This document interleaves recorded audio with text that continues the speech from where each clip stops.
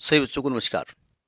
हम बात कर रहे थे नीट फिजिक्स की जो पीवाईक्यूज हैं उनका वीडियो अपलोड कर रहे थे, उनका सोल्यूशन प्रोवाइड करने की कोशिश कर रहे हैं, थे नहीं, ठीक है। उसके तहत हम बात कर रहे हैं यूनिट्स एंड मेजरमेंट की। अगला क्वेश्चन बेसिक खिदमत है आपके सामने, देखिए और एंजॉय करिए। NEET physics PYQs topic units and measurement. देखिए ये क्वेश्चन पीएमटी 2008 का है।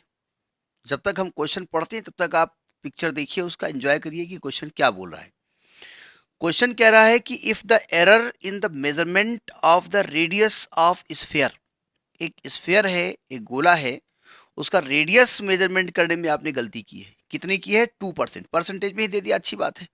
अगर परसेंटेज ना निकल देते हो, हमको निकालना पड़ता, फिर कैलकुलेट करना पड़ता। तो then the error in the determination of the volume of the sphere will be. तो अगर हम उस स्फीयर का वॉल्यूम निकालना चाहें, आयतन निकालना चाहें, तो उसमें कितना एरर होगी? भाई सिंपल सी बात है, अगर रेडियस आप गलत नापे हो थोड़ी बहुत, तो वॉल्यूम में गलती होने वाली है, ठीक है। तो अब देखते हैं क्वेश्चन लगेगा कैसे।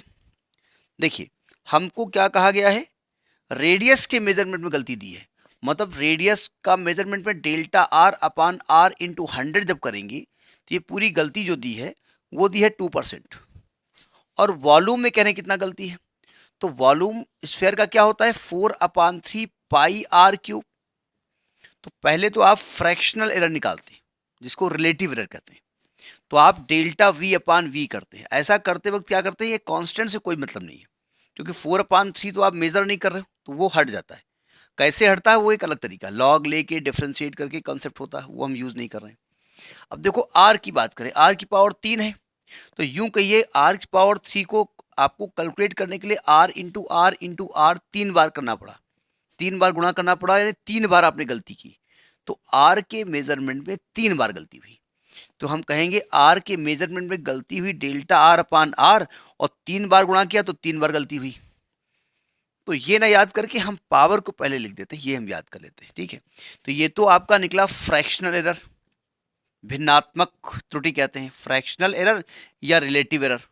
तो जब आप परसेंटेज एरर निकालोगे तो तरीका क्या होता है कि इसको 100 से मल्टीप्लाई कर दो, तो delta V upon V into 100 is equal to 3 delta R upon R into 100।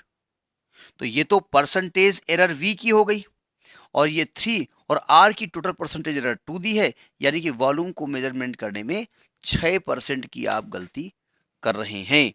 तो इसका आपका B part is the correct option. Percentage error पूछा जाता है, टफ नहीं है, लेकिन फंडामेंटल नहीं क्लियर होगा तो दिक्कत होगी।